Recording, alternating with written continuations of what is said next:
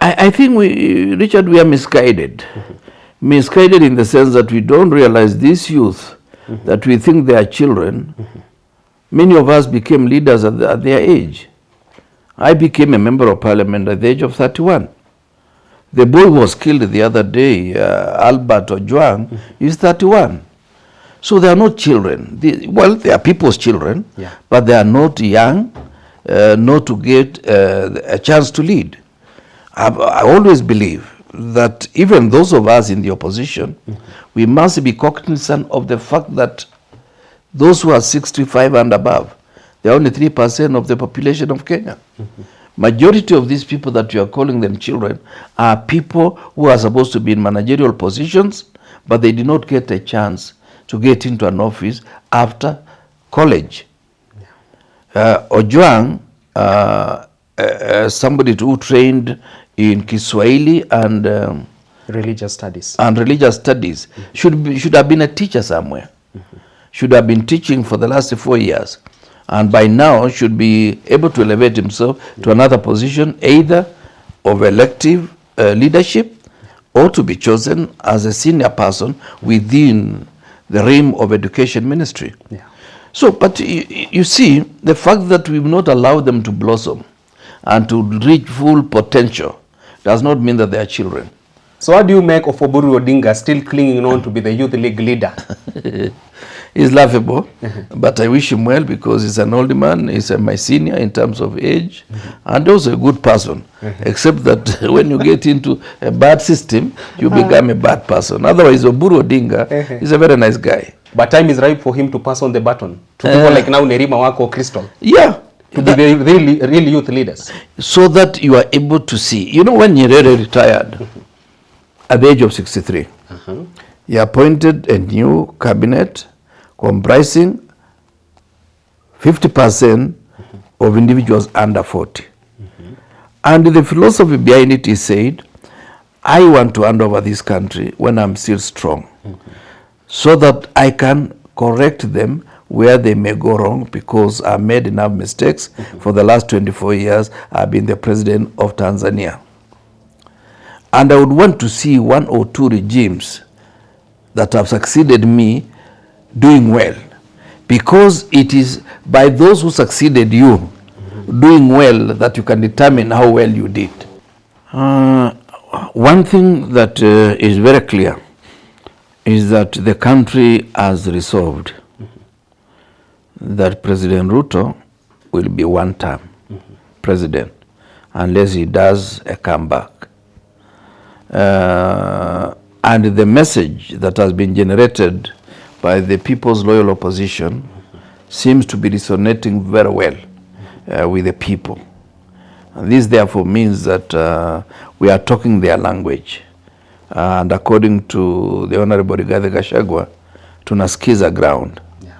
And that is the language they want.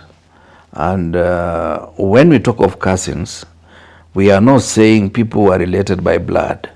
We are all related because we have a common heritage as the people of Kenya. We are saying we are one nation. We are a nation of nations.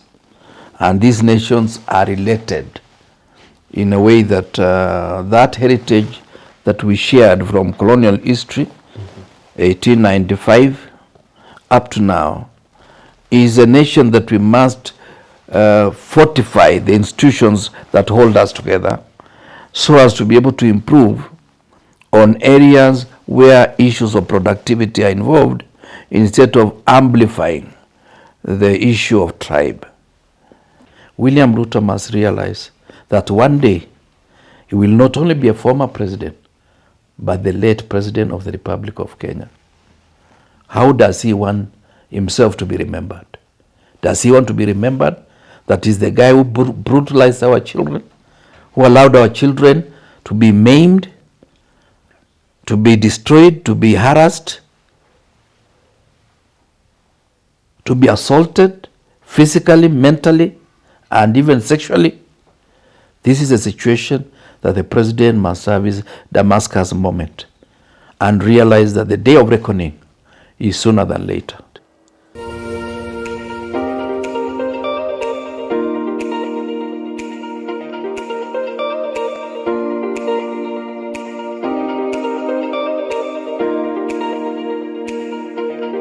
What a privilege to have you on Richard Mwenja Exclusive. The month is June. We continue bringing home conversations that are shaping Kenya's political and governance landscape. It's always a true joy to have you on board. And today, I'm privileged to have the company of none other than this renowned thought leader, former minister, and one of the longest serving members of parliament in this country, Honorable Ruto Arap Kirwa. Great to see you. It's also my pleasure, Richard. I'm happy at least we are reconnecting after 2 weeks. Yeah, sure. Yeah. You've been lost. I was wondering, where is my cousin Kirwa? No, the issue was that I was up country. Then when I came back to Nairobi, I was a bit under the weather. But I'm happy now. We are fully in town and we have already acclimatized to the weather of Nairobi. Yeah. Because we're in the spirit of cousins, should I call you grandfather or cousin in the first place? No, cousins, you know, a cousin is a more of a general term. People who are in one way or the other interrelated. And we are all cousins. Yeah, even the Maasai and the Kikuyu, they are cousins. That's why you have Nyokavi. Yeah, and even us, the Kalenjin and the Maasai, we are cousins. So we are interconnected. This is a country of cousins. And in the spirit of cousins, indeed, Rigachi's coastal tour, the one-up movement, really defined and expounded who a cousin is. Yeah, it came out very well. It is better. It came out, it exceeded our expectations. And we are happy we are communicating with the country. And our message is gaining momentum and the right rhythm in terms of communicating with the people of this country. We shall advance that conversation a little later on the program. But how about we start from this arena that has to do with Kenyans dying while in police custody? As we speak right now, we're talking about the loss of one potential youth in this country, Albert Ojang, who died in the custody of police stationed at Central Police Station. Waziri, this is not the first time in this country we're seeing people losing their lives while in police custody. But even what is more shocking are the conflicting statements from the police force regarding such deaths, more particularly on Albert Ojwang. What do you make of the entire tragedy and even what has come off as official communication from the police force? It's marks of a system that has run rogue. Rogue in the sense that it seems those in charge of the leadership of this country have allowed the police to exceed their limits in terms of the law and in terms of operation. How would you have brought somebody all the way from Homa Bay to Nairobi? Because if he had committed a crime, there is a court of law in Homa Bay that they would have put him in custody, then they take him to court of law there. And the law in Homa Bay and in Nairobi is the same law. This therefore means they were not intending to take him before a court of law. They're just going to do summary execution of our young brother, Albert Omondi Ojwang, because nothing else can explain that. Number two, they say liars should have good memory. Sure. Whoever was making the first statement should have had good memory, so that whatever they say is in consonance with whatever they will subsequently say. But it is unfortunate that that's what they did. But there are many other questions that they beg many answers. First of all, we would have wanted to know the names of the people who are said to have been interdicted, who was the OCS, who was in charge of the cell. We should know them by their names, so that next time we see them in the street, we realize these are the guys who did that, but they have not been jailed, because you would expect them to be before a court of law by now, and taken through the process to see who was culpable for the crimes that were committed at that particular time. It's also a sign that the leadership of this country is very uncaring about what happens to the population under which they preside over. Because how would you take it that your child is taken away in the evening and you are told follow us so that you come back with the corpse? And sure enough, the parents, and I think the father came to Nairobi, Shadrach, I think the father is called Shadrach, Shadrach Ojwang, did not have the body, he did not have the son. It was the body that he was told it is in city mortuary. It is unfortunate, but I thank young Kenyans who have come out to condemn it and also to call to account the police and the regime of the day. I just salute the young Kenyans who went all the way to the mortuary and they were able to display the body of Albert Omondi Ojang. That is the way to do, so as to deter anybody else imagining that you can just kill an individual and you get away with it. I'm sure there will be more pressure on the people who are suspected to have committed the crime, either on behalf of somebody or on their own behalf. I'm sure that is going to be something that will bear on the perpetrators of that crime. Yeah. Albert Ojwang was taken into custody under the charge that he had published false information about the Deputy Inspector General of Police, Bwana Eliud Lagat. But you would even wonder, are lawyers like Ndegwa Njiru, Willis Otieno, justified to say that Lagat himself should be charged as the prime suspect in the death of Albert Ojwang, even before we go for the OCS and other officers in charge?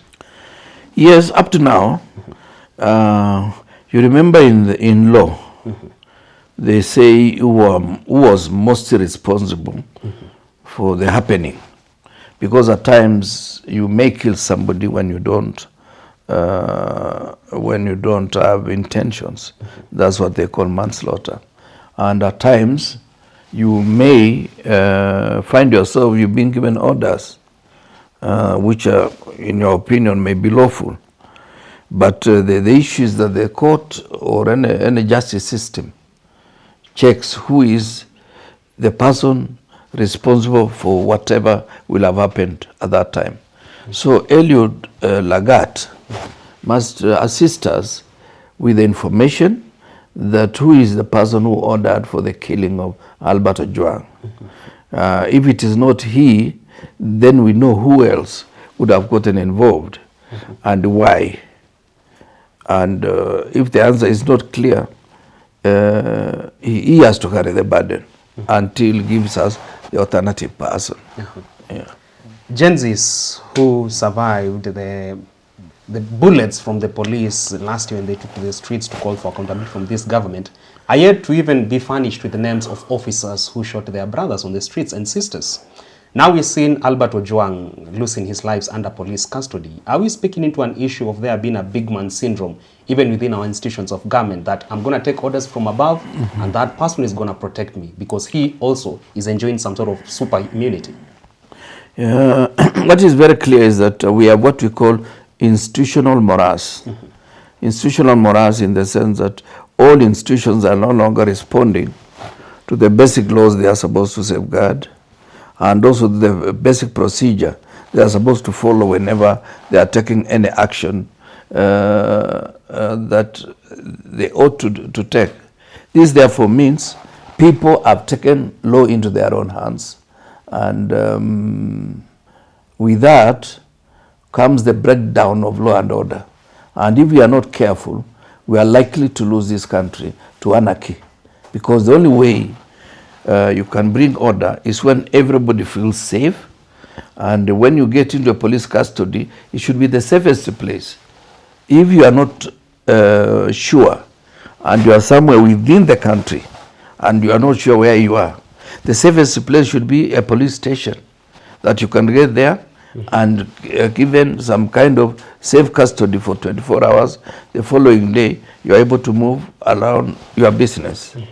But the way it is today, people even fear meeting a policeman because you don't know this policeman, whether it's one of the rogue policemen or it's a policeman that can be respected and who respects also the law. Yeah. When you talk about abductions and death of innocent Kenyans under President Ruto's regime, minds like that of George Oyakoya argues we are where we are because we've normalized there being make-believe individuals, people who are larger than life, all thanks to their close associations with the powers that be. And he goes further and argues that it's high time President Ruto tames people like Oscar Sudi, Farouk Kibet, whom many believe are powers within themselves. Do you think Wajakoya's concern is right? Precisely. Nothing can convince me otherwise, because Wajakoya understands, just the way you and I also do understand, that what precipitated the 1994 massacre in Rwanda are the pronouncements of leaders, then through some FM stations and through certain media houses, to the extent that people now elevated the issue of hate to a level that if you are not in the midst of people of your own ethnic extraction, you don't feel safe. That is where we are taking Kenya. Mm-hmm. It makes sense, Waziri. Following the death of Albert Ojang, Kimani Ichung'wah, majority leader in the National Assembly, says indeed we must arrest all those involved in the death of that youth. Mm-hmm. But he adds a rider that the death of a single Kenyan must never be used to advance politics. As a nation, we must be remorseful when we lose one single life, but we must never use that single life to advance parochial, selfish politics. Political pundits have interpreted this message to be one targeted at the opposition today, the People's Loyal Opposition. Do you think Kimani Ichung'wah has some sense of truth in his concern? You know, it is a sign that actually is not serious, even about the apology. Mm-hmm. The first sentence should not even have appeared. Mm-hmm. That one life, mm-hmm. we say one life is life too much. Mm-hmm. So if you say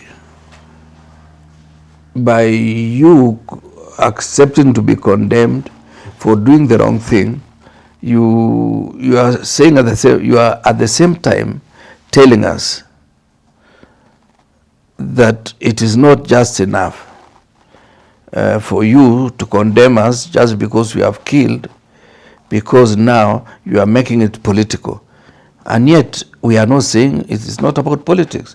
It's about a life of an individual who had to die for no apparent reason. Because you cannot justify that when a police officer is criticized, even a politician, even the president, then somebody must die. Mm-hmm. I do not understand, and yet Kimani may have a better answer to give us. It makes sense, Waziri. You've served Kenya in the diplomatic space, but I sit here as Richard Mwenja and wonder, where did people like Rana Baga of today disappear to? Because there was a time whereby foreign envoys to Kenya will go hard on protection of human rights, and especially the lives of people out here. When you see sort of envoys to Kenya silence or not really beaten hard enough on the abductions of the Gen Zs, on the torture of people who are speaking truth to power, does it say that even envoys to Kenya nowadays are more big on political correctness and not really standing on principles? All they want is just to play a neutral role. You know, this is beyond the issue of neutrality, mm-hmm. or non-interference in the domestic affairs or internal affairs of a sister state, mm-hmm. because this is about universal human rights, which is already enshrined in our constitution, and it's one of the international protocol that countries signed into, and those who are not able to sign at the beginning of that period were able to accede to. And therefore, those envoys who are thinking that it's not yet enough, I just want to advise them that they have kept quiet and their silence is too loud. And we are worried, why are they allowing this to happen to any Kenyan, mm-hmm. or any life for that particular matter? Because this issue is fomenting a lot of trouble. If it continues like this, mm-hmm. the next election is going to be a theater of hostility, which I do not recommend. But the more you allow people to die, to lose their loved ones, mm-hmm. the more you are allowing them to realize that it is not the same to be with this team. And when that one is precipitated, even the envoys will find themselves in trouble. Mm-hmm. Because if this country was to burn tomorrow, none of us is safe. Not the opposition, not the government, mm-hmm. not even the envoys will find themselves in safe a presence within our society. Uh-huh. So it's important, we want to hear their voice. So in as far as abductions, torture of those speaking truth to power, even their death this far, from the foreign envoys to Kenya, you consider they are mute to be mute of malice? I do not want to condemn them, but I think they say I was not worried about the action of my enemy. I was worried about the silence of my friends. and we consider them to be friends of those who are within the ambit of the law, those who respect order, and those who respect human rights. I'm worried about their silence. Moses Wetangula, Speaker of the National Assembly, earlier on in the week, condemned the People's Loyal Opposition of fueling anger among Kenyans ahead of the 2027 polls. And I'm sitting here and wondering, is the opposition which you belong in the mother of this rage within Kenyans? Or it's the actions of the government of today, like now the death of Albert Ojang? Well, I think the Honorable Moses Wetangula is trying to play politics and is trying to be right within his coalition, Kenya Kwanza. But the truth of the matter is that we are not angry about the government. We are angry about the ravaging corruption that has destroyed our country. We are angry against economic destruction that has visited our country. We are worried about the taxes that have visited those who are working class. We are worried about the fact that even some of the programs they are saying they are funneling out, they are not very clear, they are shrouded in mystery. And some of them may cost the taxpayer slightly more than what you are being told today. We are worried about leadership that does not respect the rule of law, does not respect the sanctity of life that is so precious, does not respect the fact that in our constitution there is freedom of speech, freedom of association, and also freedom of choice on who to work with.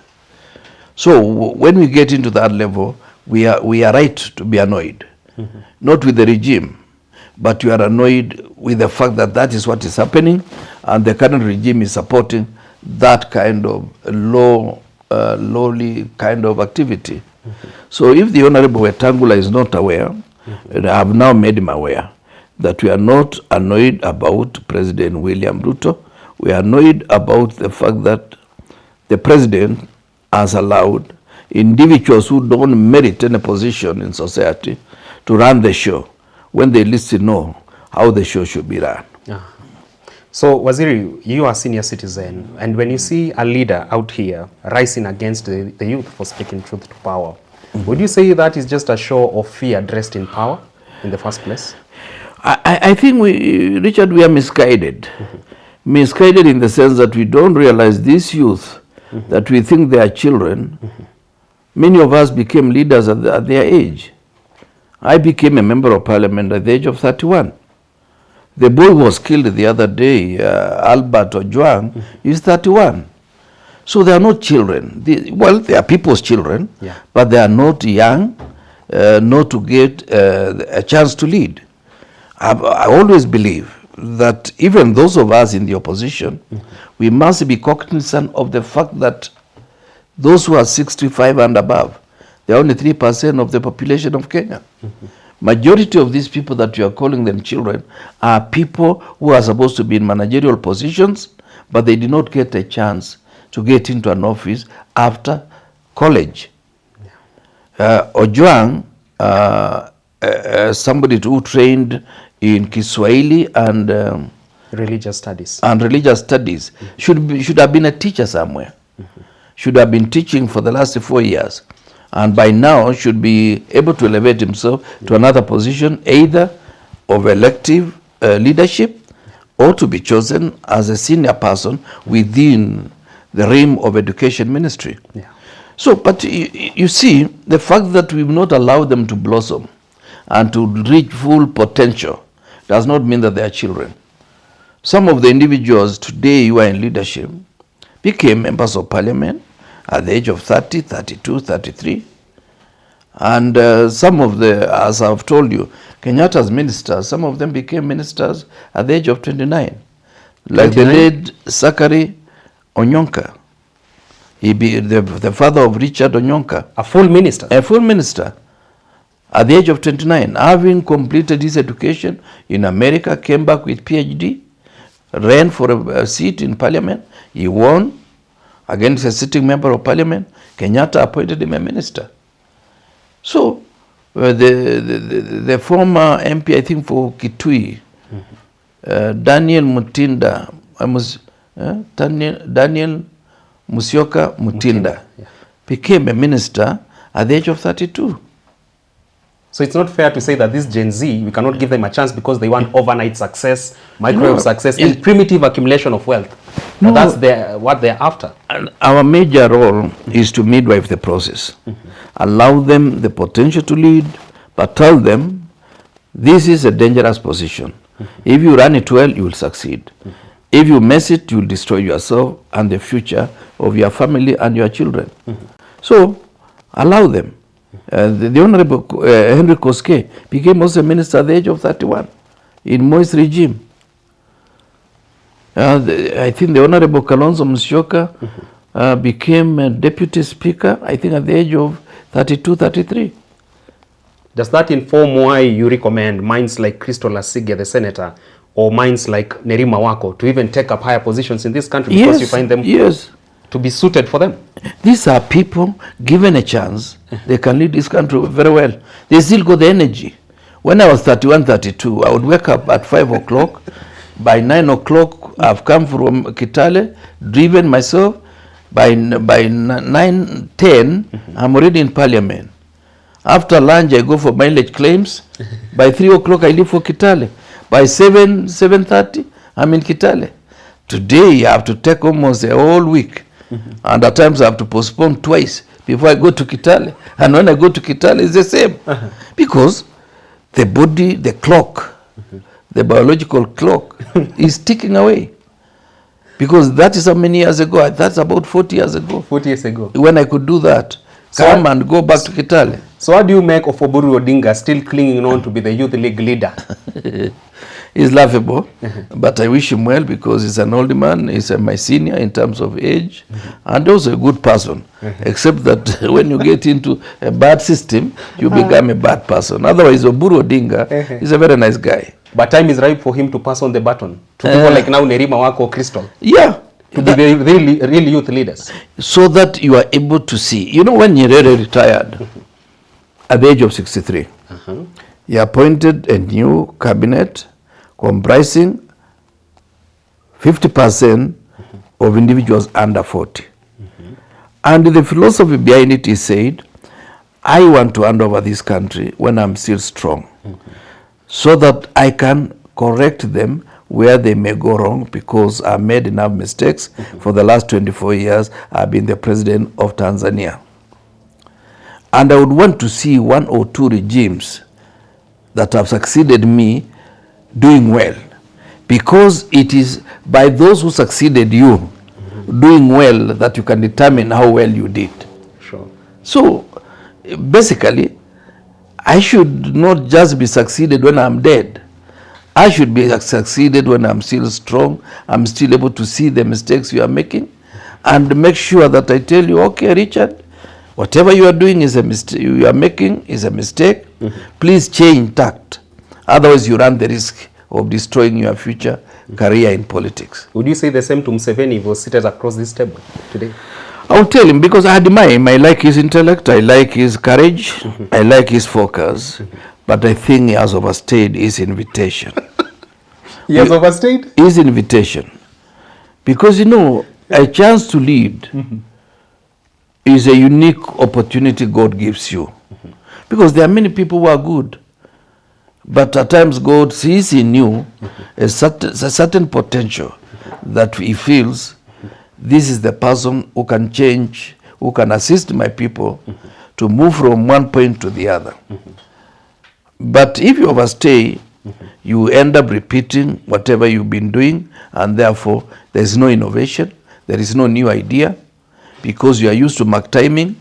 You think that's the best way to move, because your feet cannot stretch anymore. So Mzee has overstayed his invitation. In the spirit of Mwalimu Julius Nyerere, why is Raila Odinga yet to now hand over the baton of the opposition to these young thugs, just to ensure there is that succession that works well for the future of Kenya?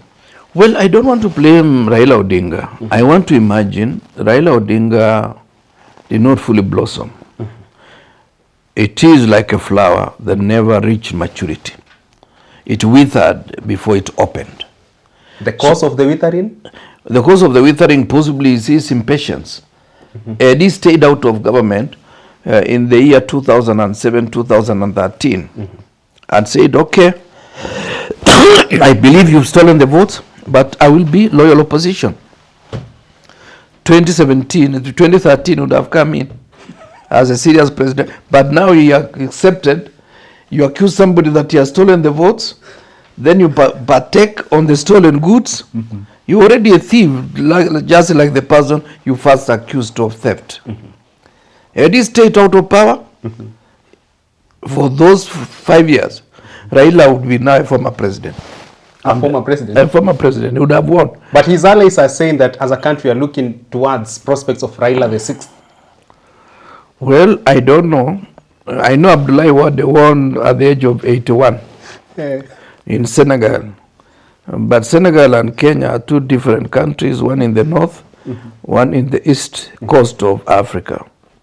And Raila has had his chance of trials and failures. And I would wish that we consulted each other because we've served the same. He has served longer than me because when he came to parliament, I had served for 5 years. Of course, he has served 10 years after I lost the election. But nonetheless, the experience he has about parliament is the same experience I had. We can consult. And I'm looking forward to meeting him one of these days. I tell him, okay, if you must run, bolt out of Ruto's camp right away. Yeah. John Buddy would argue that we've been in the opposition for the longest time. It is our time to be in the kitchen, to also enjoy the fruits of being on one side with the government. What do you make of that particular remark from John Buddy, CS Treasury? Well, that is a poverty of philosophy because there's nobody who is out of government. Even me here. I'm not part and parcel of the ruling coalition. But this is my government. I have a right to be served by this government. That's why they pay my pension. If they don't pay, I will take them to court. That's why they have to provide certain basic services to me, including lighting the streets, making the road to my home in Kitale. Each one of us, service by government is not a privilege. It is a right by the Constitution. So those who are saying go to government, like I saw the Honorable Orengo, the initiator, was the other day, I think he was doing it out of not being seen to be troublesome within the ODM circles. Otherwise, Orengo needs to be served like any other governor in Kenya. That go to state house so that you enjoy development? No, that's a misnomer. It is wrong, it is misplaced, it is not right. Even tomorrow, if we took over government, or when we take over government, we shall not say these are opposition areas, these are government areas. All regions of this country are within the government of the Republic of Kenya. Your government won't stall projects of those in the opposition camp? Well, unless somebody is mistaken, for me, I will not support that. And I don't think anybody in my coalition will be thinking that way. That's being myopic. Yeah. Let's talk about taking development to the people. We've had a raft of development tours, dubbed empowerment tours by allies to the president. Talk of Kapseret Empowerment Forum, there being empowerment of value approximating 145 million, motorcycles donated to residents, posho meals, machines, milk preservation tanks. And some would wonder, are we speaking the issue of politics of tokenism in the first place, much as we are saying these are development tours, empowerment tours? Well, you know, at times when they are giving some goodies, like the way I saw in Kapseret, I do not know how much they are prepared, those people, to make full utilization of those tools. Because at times if you give me a cup like this, and you've not ingrained in me how useful it is going to be, I will sell it, and I use the money for other things. So it may not be proper empowerment, because empowerment is holistic. I need to be trained. Even if you gave me a motorbike, train me on how to use it. If you gave me a chaff cutter, train me and show me how useful it is going to be for me. If you gave me a posho mill, I may have 3 of them around my village. So I will not mount a posho mill. I will sell it and do other things. Cheap politics, knee-jerk reactions? Cheap politics, they are just preparing for the next election. They are just telling us all these things. And of course, it is now display of Lagis that is ill-gotten. Which MP will give 45 million? Are you questioning their generosity, Waziri? This is not generosity. You can only be generous if you have taken that money from your own pocket, you have earned it. You remember the Harambee where Jesus was the guest of honor? Yeah. Where some people gave some money and then Jesus said that lady has given more. And people are wondering. She just gave some few. Was it 50 cents? 50 cents. Yeah. I like you already because you remind me things I've forgotten. Then Jesus said she gave the only thing she had. Because if I gave you 1,000 and I have 10,000, and Ryan gives you 100 and he has only 100, Ryan has given more because he has given all that he had. From the heart? Yeah, from the heart. Because he believed in the cause. And this is the only thing. And I used to remember that when I used to do Arambes in the village. You find a lady comes with a chicken that has not yet fully grown. Haina manyoya ya kutosha, na yai, one egg, and some vegetable. And I say, these are the things I'm bringing for Harambee. And at times you could raise 5,000 out of that. You know, you make fun and you raise more money.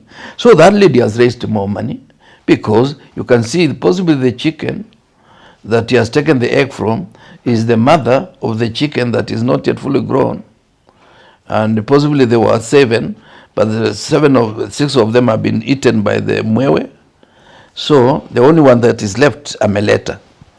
Then ukitoa 50,000 and you are earning at the end of the month about 751 as a member of parliament, you have not given all that you had. You've just given what is convenient to make people clap for you. A display of largesse and state-sponsored opulence. Yes, opulence and of course ill-gotten. And this is a gravy train of kleptocracy. And that's whatever they are doing in this town. Which project has been done without some measure of impropriety, including this Talanta. You are told there is a hotel there. Yeah, and since I said they have not come for me. Yeah. Maybe they're trying to get lawyers who will come and battle you out. It's okay. Njiru will be there and yeah. They'll offer pro bono services. Kabisa. And Nelima will play PR for me. Waziri, let's talk matters to do with politics and more particularly that of the People's Loyal Opposition. Over the weekend, Rigathi, Gachagua, Kalonzo, Musyoka and other principals within the one-term movement made their coastal tour. And indeed, they were received by thousands of residents of those particular regions. And some would wonder, do you think Rigathi, Gachagua, Kalonzo, Musyoka, Eugene Wamalwa and allies are really hitting the ground with the gravitas needed to indeed get the one-term a reality for President Ruto? One thing that is very clear is that the country has resolved that President Ruto will be one-term president unless he does a comeback. And the message that has been generated by the People's Loyal Opposition seems to be resonating very well with the people. And this therefore means that we are talking their language. And according to the Honorable Rigathi Gachagua, tunasikiza ground. And that is the language they want. And when we talk of cousins, we are not saying people who are related by blood. We are all related because we have a common heritage as the people of Kenya. We are saying we are one nation. We are a nation of nations. And these nations are related in a way that that heritage that we shared from colonial history, 1895, up to now, is a nation that we must fortify the institutions that hold us together so as to be able to improve on areas where issues of productivity are involved instead of amplifying the issue of tribe. That is our message. And our second message is that we are saying it is important that we are making a team of leaders, and if one of them is going to be picked as our presidential candidate and eventually wins as our president, he will be what we call first among the equals. We are also saying this is a nation of diverse communities, diverse potentials, and diverse demographies. And that's why we are saying the youth of this country, we are not giving them a program. We are telling them we are giving you a platform on which you create a program that suits your needs, your aspirations, and your wishes about the future. Mm-hmm. That's the way I'm looking at it. Very well. Yeah. Let's advance this conversation, Waziri. And DP Kithure Kindiki actually is doing empowerment tours in Eastern region. And he seemingly is out here to pacify the region in favor of President William Ruto. Would you say that these for President Ruto's political tactics are much of those ones trying to play catch-up with the People's Loyal Opposition tactics? Well, I think they have realized that they have lost the ground, mm-hmm. and therefore they are trying either to play catch-up mm-hmm. or to slow down the momentum of our message. Mm-hmm. Otherwise, they are very clear that this thing has gone, but we just need to play catch-up so that the rest of the country does not realize that they have lost in central Kenya, where the current president enjoyed, of his total of votes he garnered in the country, 47% came from that part of the country. And therefore, anytime you lose 47% of your total tally in the previous election is a clear sign that you are courting a political disaster. And you are at the brink of losing the opportunity that you had in the last election, and therefore you run the risk of confirming to us that you are one-term mm-hmm. president. Uh-huh. Yeah. Some members of parliament allied to the Kenya Kwanza administration are already talking of when the People's Loyal Opposition is going to experience breakaway. It's not a question of if. And you as an insider of the People's Loyal Opposition, would you say that there are moves you are making out here that run you the risk of overshooting the runway, or even being or even you guys shooting yourself in the foot? Well, the cement that will hold us together mm-hmm. is not us, it's the people of Kenya. We are not likely to let them down. Mm-hmm. The kind of faith they have in us, we are not going to let them down. Mm-hmm. We are going to pick one of us, and it is going to be through consensus mm-hmm. and scientific determination of who is likely to be accepted across the board. Uh-huh. And as I've said, the thread of saying who is going to sit at the hill is going to be diminished and minimized by the fact that we are saying it is a team of individuals who will pick one among themselves to be the leader among the leaders. Uh-huh. And of course, to remind you what the late Kijana Wamalwa said, that great men stand on the shoulders of greater men. Say that one more time. Great men stand on the shoulders of greater men. So that if you want to get to the fruits, mm-hmm. but the word of fruits nowadays has been misused, mm-hmm. then I stand on your shoulders. And for me to reach there, it doesn't mean I'm taller than you. It is you who enabled me to get to the fruits. Perhaps if you had stood on me, mm-hmm. I would not give you the necessary height to scale the ladder. Yeah. So that's the way it is. Uh-huh. Yeah, whoever is going to be our presidential candidate is just going to be first among equals. Allow me to deliver bad news from Senior Counsel Ahmed Nasir Abdullahi to Kirwa and your friends out there in the People's Loyal Opposition. And he argues, stop deluding yourself and engaging in self-serving rhetoric. Prepare for Ruto's second term and watch your blood pressure and heartbeat. Ahmed Nasir Abdullahi seemingly is convinced that nothing is going to stop William Ruto from clinching a second term. Similar concern resonates among the minds of Kenya Kwanza members of parliament. Mm-hmm. Are they really living in denial, much as the reality out here is that the people are growing uncomfortable with this administration? When the votes are counted, mm-hmm.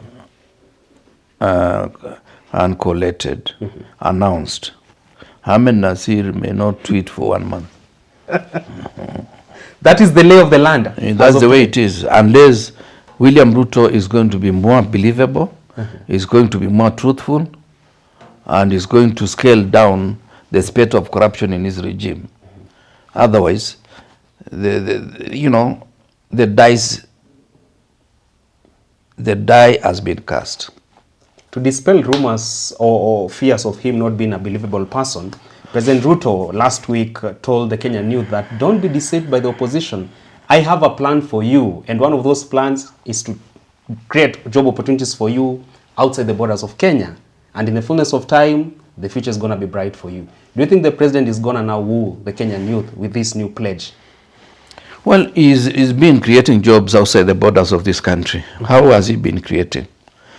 He has made sure that the companies that are operating in Kenya, they have closed business here, and they have relocated to Tanzania, they have relocated to Uganda, and basically Kenya is become a place for distribution of their services. So that's one of the ways. And you cannot train your people and you expect that they go abroad and do better jobs. You are supposed to release those who may not have a chance here, having satisfied all the conditions. Take, for example, doctors. Sure. We don't have enough doctors. Nurses, we don't have enough nurses. Teachers, we don't have enough teachers.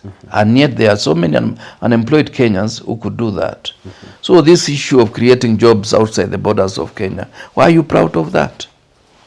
Why don't you create jobs that are skilled outside Kenya, or even within Kenya, by them outsourcing to us in Kenya? Create that hub of talented people, that people in India, people in America, people in Europe, they can outsource certain services to the people here in Kenya, so that if they are earning dollars, they earn those dollars and they are still domiciled in Kenya. You see, one major problem, Richard, and I don't know whether William Ruto knows that. When you earn $4,000 and you're in Kenya, that's a lot of money. But when you earn $4,000 and you're in America, that's no money, because half of it, or even 3/4 of it, will go into the cost of living in that particular place. So what we should be doing is to think of a more innovative way of retaining our people here, but they get some services outsourced by creating the requisite infrastructure for them to do certain things here. That's why even in some countries, they do some basic assembly plans, that if you are assembling, if you are doing components, let's say for Mercedes-Benz or any vehicle, you do it here where labor is cheaper, then you return the components to Germany. That's what is happening all over the world. But this imagination that our children, they go there, some they go there to be killed, they go there to be harassed. The grass is because green even on the other end. Because even the Ministry of Diaspora, where my friend Mudavadi is leading, they are not clear about how our children are doing in Middle East. Some of them are doing the worst things. You've seen in the media. So this issue of saying, oh, we are training you, you go there. Why are you training people to go and work outside? We are flagging a batch of Kenyan youth to Qatar, to Saudi Arabia. No, but what cadre? You find somebody who has a degree, is a watchman in a supermarket in Qatar, and you think that he's working there. He tells you he's earning so many dirhams. You think that's a lot of money, but a lot of it is spent there. This therefore means you are supporting an economy that is not yours.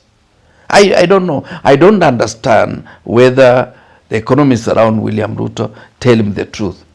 Somebody working outside the country, it is when you don't have an opportunity, you can work there.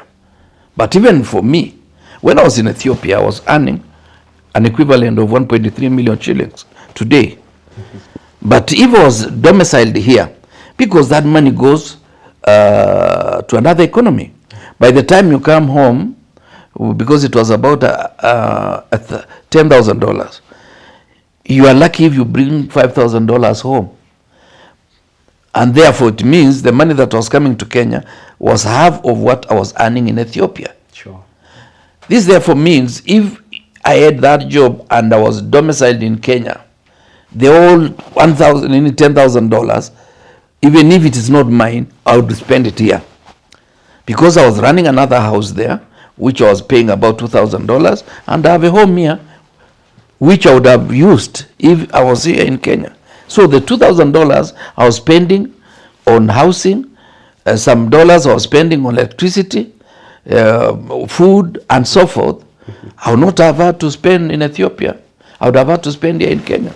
Waziri, are the president's economic advisors allergic to bigger thinking? Because you've raised very pertinent issues. Yeah. The main problem is that they themselves, they are looking for solving a problem, giving temporary answers to a situation that cannot be sustainable. It is not sustainable that you are churning out your people to other economies. Unless those economies, there is a way you are trying to insulate those people so that they don't suffer the vagaries of local dynamics. When our people come in coffins, why are you proud of that? When some of them are burned, some of them are raped, some of them are beaten, some of them are accused of crimes they have not committed, just because those people, I'm not being a racist, but have you asked yourself, this slave trade that was done between East Africa and the Middle East, have you seen black Arabs that went there and they were able to procreate and they are now citizens of that place? Where did they go? They were castrated, and when they became old, they just died. So some of these things, let's not pretend. It's not about William is trying to solve a political problem and giving it a economic dimension. It is not economically viable to allow your people to go without a safety net. This affordable housing should have been tailored in a way that our people in diaspora are able to invest in a system that is foolproof, so that when they come back, they have homes. But the way they are doing it, who is a contractor for this affordable housing? Whose land is it? Who is supplying materials, whether it is metal, whether it is cement, whether it's mabati? This is just a business being done by cartels around the president, if he's not part of it. These are some of the questions that we should be asking ourselves as Kenyans. If I was to be in government and to be part of the next government, to make decisions, affordable housing must be tweaked so that it is formalized. Why did you create affordable housing as a scheme, and yet there is National Housing Corporation?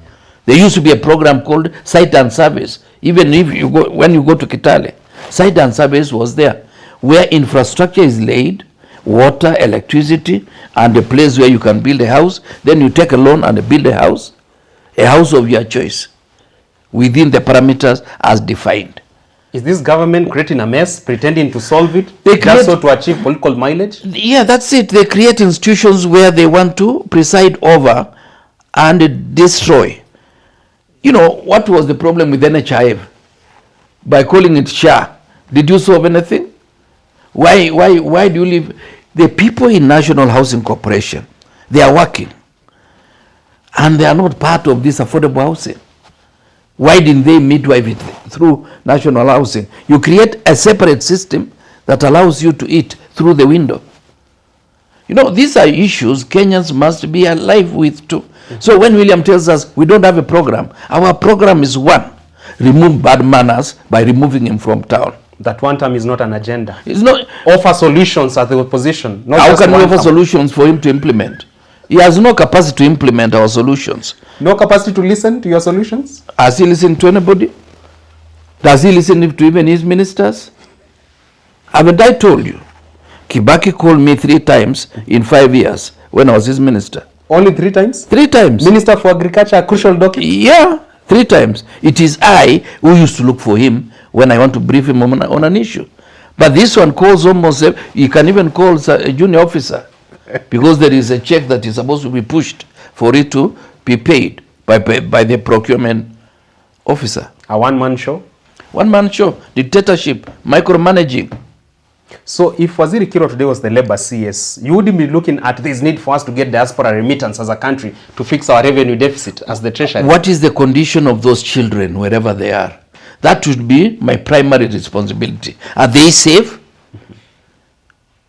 When people have to cry and you bring children in coffins. Are you happy? Even here from South Sudan, I've done so many burials in Cherangani. Children who are killed. So some things, it is not the money first, it is the mind that is there. It's the child. And you see, don't look at these children as if they are produced by trees. These are people's children. They are like my children. So don't look at them as if, oh, they don't matter. They are not just statistics. They are parents. And some of them, it will be a single mother who has one child, and that child comes back in a coffin. That woman will die of depression within 3 years. And an elected leader goes further and say we need to sympathize and move on. No, you don't. You don't move on. If I have one child and that one dies, how do you move on? My future is already bleak. Compensation won't give me closure that I need. Even if you gave me $1 billion shillings, what will that change? Because Raila argues it's high time we compensate families of that lost their children to the Gen Z protests. Perhaps compensation is just to prove that somebody was responsible. It's some kind of reparation. But you cannot say you compensate for somebody's life. Even if a child is kiwete, huyo mtoto ya mtu ni mtoto. You know, this is something people should understand. Whatever form a child is, whether ameenda shule or has not gone to school, somebody's child is somebody's child. There is something unique that connects the umbilical cord and the mother. You know, it's not easy that somebody's child has died, that you pay 5 million. What is 5 million when I don't see my child? I can't see her eyes. You wake up to a grave outside your house. Yeah, outside your house. And you tell me, you've given me money. That money will not give me the pleasure. If that child gave me 1 million, that would be something. I would rather I get 1 million from my daughter or my son than 5 million from government that has killed my children. There you have it from Waziri Kipruto Arap Kirwa, a senior citizen out here and a leader, a patriot at heart. He has so much nuggets of wisdom for our country and for our leaders. It remains to be seen whether they'll tap into his wisdom. Waziri, now we cross over to Heroes Corner segment with Honorable Kipruto Arap Kirwa. Today, nani shujaa wetu? Shujaa wetu leo is Albert Omondi Ojang. The man who was picked one morning from their home, brought to Nairobi, whose parents were told, follow us to Nairobi so that you go back with the corpse. Utufuate ndio urudi na maiti. He was brought here. I'm told he was taken to Central Police, ostensibly for safe custody, and that custody never have safety measures. By 2 o'clock or so, he was accused of hitting his head on the wall. I don't know what happened with the hands, because there were also some bruises and some injuries on his hands. And they say they took him to hospital for him to be pronounced dead and taken to mortuary. That Albert Omondi Ojang is no more. Remember his father, when he was crying, he said, I worked for 20 years in a quarry to make sure that my child gets a degree, which he was able to procure from Pwani University. But that degree has not served the father, because the father was looking forward to a better future with the services of his son, Albert Omondi Ojang. He's my hero because he represents many youth who've died since the 25th of June last year. Some have disappeared, some have reappeared when they are already killed, and some have been connected to the parents. But the President of the Republic, in his apology and in another statement that he made to another president that was visiting Kenya, he said all of them have been reconnected with their families. Where is Rex Masai? Was he reconnected to the mother? Where are all those young people? Were they reconnected to their parents? We just pray for the president to learn and to realize that no child is less important where is physically challenged, uneducated, educated, young or old, somebody's child means a lot. And let us learn to raise the standards of our morals slightly above the place that we have placed them today. Let us realize that this country had greater people, Jomo Kenyatta, Daniel Moi, Mwai Kibaki. They are no more.